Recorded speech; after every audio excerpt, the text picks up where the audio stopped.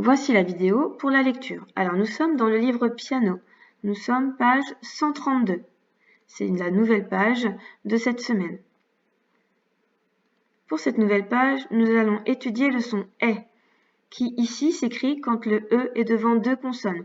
La double consonne T, la double consonne EL, E2L, pardon, la double consonne R, la double consonne S et la double consonne N. Comme une princesse, une échelle, etc. D'accord ? On va aller voir justement plein d'exemples dans les mots que nous allons lire. Donc pour l'instant, on va lire les mots une première fois, sans chronomètre, tranquillement, et ensuite, on pourra mettre le chronomètre. Celui-ci, tu pourras le mettre plusieurs fois puisque tu peux faire retour en arrière sur la vidéo. Le but du jeu, comme d'habitude, c'est de pouvoir le lire le plus possible de mots. Alors, comme tu vois, il y a deux niveaux de lecture, mais vous êtes tous capables de lire tous les mots. Si vraiment c'est difficile, tu peux rester sur le niveau 1 pour ceux qui sont en niveau 1. Ça concerne 5 élèves, pas plus. Les autres peuvent tout lire. On y va. Je les lis une première fois et après tu pourras les lire tout seul. Une pelle, une ficelle, une chandelle, une selle, une bretelle, une cellule, une libellule, belle, nouvelle, réelle, une adresse, une altesse, la pression, un essai, caresser, une mouette, une girouette, une allumette, une omelette, une lettre, une chienne, une reine, un renne, une musicienne, le tennis, l'ennui, hennir, hennir, c'est le verbe pour dire quel bruit fait le cheval hennit, du verre, le tonnerre, une pierre, la terre, une serrure, une terrine, un verrou, le perron, atterrir, déterrer. Je lis les mots suivants du niveau 2. Une princesse, une cagette, la vaisselle, la maladresse, une sucette, une guerre, une perruche, une étiquette, une ruelle, une chouette, un guerrier, une coccinelle, une hirondelle, une rébellion, la presse, une casquette, une trompette, le territoire, une gazelle, une décennie, une galette, une demoiselle, le toilettage, une raquette, une verrue, une maquette, la jeunesse, une balayette, un message, la gentillesse, une maisonnette, le gardiennage, une bohémienne, une andouillette, la maladresse, terrible, ennuyeux, pressé, adressé, tressé, embellir, guetter, nettoyer, cesser. Maintenant que je te les ai lus une fois, je vais pouvoir te mettre le chronomètre. Alors attention, comme tu le vois ici, je t'avoue, je ne sais pas pourquoi ils ont mis ce mot-là, parce qu'on dit ennuyeux et pas ennuyeux, donc ça m'étonne. Voilà pour la petite info. Alors on y va, on va prendre le chronomètre et tu vas pouvoir lire les mots sur ton livre. C'est parti.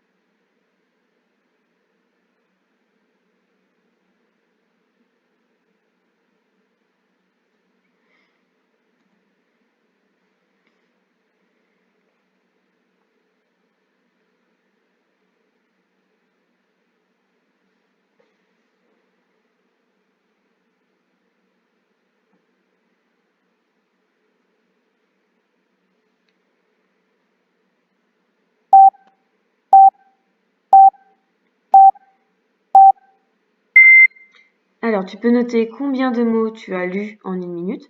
Tu peux revenir en arrière pour remettre la minute et voir si tu arrives à faire un meilleur score. D'accord ? Ensuite, on va passer à la lecture des phrases. Je lis des phrases. Donc là, tu vas lire tout simplement les phrases. Il n'y a pas de chronomètre. C'est juste pour, encore une fois, s'entraîner à la lecture. La princesse a peur du tonnerre. Elle allume une chandelle. Cette paire de chaussettes, est-ce la tienne, la mienne ou la sienne? Laquelle des jumelles a mis des miettes dans une assiette pour les hirondelles? Cette ancienne musicienne joue de la trompette dans sa maisonnette. La chienne a déterré la pierre avec adresse. Donc voilà pour la lecture aujourd'hui. Donc encore une fois, tu peux t'entraîner avec le chronomètre à lire le plus de mots possible. Pour les parents, on peut aller voir dans le cahier vert le dernier score de fluence de l'enfant pour voir s'il peut améliorer ce score ou s'il correspond déjà à ce qu'il a fait la dernière fois. Petit défi pour terminer cette journée. Nous avions lu dans le piano la semaine dernière un texte sur un portrait, le portrait d'une vieille dame. Ce que je propose à chacun, c'est que chaque enfant peut dessiner son portrait sur une feuille, ou l'ardoise, ou le cahier rouge si vraiment il n'y a pas de feuille à la maison, avec les moyens du bord, c'est-à-dire on peut dessiner avec un crayon à papier, et encore une fois, si on n'a que des stylos, on peut faire avec que des stylos. Tu peux aussi, si tu en as la possibilité, le colorier, le peindre, enfin faire ce bon te semble, mais tu dois dessiner ton propre portrait. Ça s'appelle un autoportrait. Et tu vas me l'envoyer sans mettre ton prénom dessus. Moi, je vais créer un document commun et le but du jeu, ça sera d'essayer de retrouver les prénoms qui correspondent au dessin et on verra en classe la semaine prochaine si tu as réussi à bien retrouver tous tes copains et tes copines. Si tu n'as pas la possibilité de m'envoyer ton dessin, c'est pas grave. Au pire, tu peux me le ramener la semaine prochaine. Et puis sinon, tu pourras quand même deviner quels sont les dessins qu'ont fait les copains.